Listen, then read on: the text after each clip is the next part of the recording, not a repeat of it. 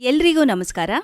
ಉದ್ಧರೇದಾತ್ಮನಾತ್ಮನಂ ನಾತ್ಮಾನ ಮಾವ ಸದಾಯತಂ ಆತ್ಮೈ ವಾ ಹ್ಯಾತ್ಮನೋ ಬಂಧುರಾತ್ಮೈ ವಾ ರಿಪುರಾತ್ಮನಂ. ವ್ಯಾಸ ಮಹರ್ಷಿಗಳು ಭಗವದ್ಗೀತೆಯಲ್ಲಿ ಹೇಳಿರುವಂತೆ ನಮ್ಮ ಆತ್ಮವನ್ನು ನಾವೇ ಉದ್ಧರಿಸಿಕೊಳ್ಳಬೇಕು. ಇಲ್ಲದಿದ್ದರೆ ನಮಗೆ ನಾವೇ ವೈರಿಗಳಾಗುತ್ತೇವೆ. ನಿಜವಾಗಿ ನೋಡಿದರೆ ನಮಗೆ ಯಾರೂ ವೈರಿಗಳಿರೋದಿಲ್ಲ. ನಮಗೆ ನಾವೇ ವೈರಿಗಳು, ನಮಗೆ ನಾವೇ ಮಿತ್ರರು.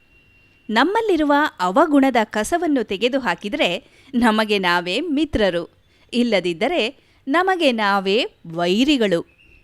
ನಮಗೆ ಯಾವುದು ಹಿತ ಯಾವುದು ಅಹಿತವೆಂಬುದನ್ನು ನಾವು ಅರಿಯಬೇಕು. ನಮಗೆ ಹಿತವಾದುದನ್ನು ನಾವು ಆಚರಿಸಬೇಕು. ನಮಗೆ ಅಹಿತವಾದದ್ದನ್ನು ನಾವು ಬಿಡಬೇಕಾಗತ್ತೆ. ನಮಗೆ ಅಹಿತವಾದದ್ದನ್ನು ನಾವು ಬಿಡಬೇಕು ಎಂದು ಪರಮಪೂಜ್ಯ ಶ್ರೀ ಸಿದ್ದೇಶ್ವರ ಸ್ವಾಮೀಜಿಯವರು ಬೆಳೆವ ಭೂಮಿ ಎಂಬ ಪುಸ್ತಕದಲ್ಲಿ ಹೇಳಿದ್ದಾರೆ. ಧನ್ಯವಾದಗಳು.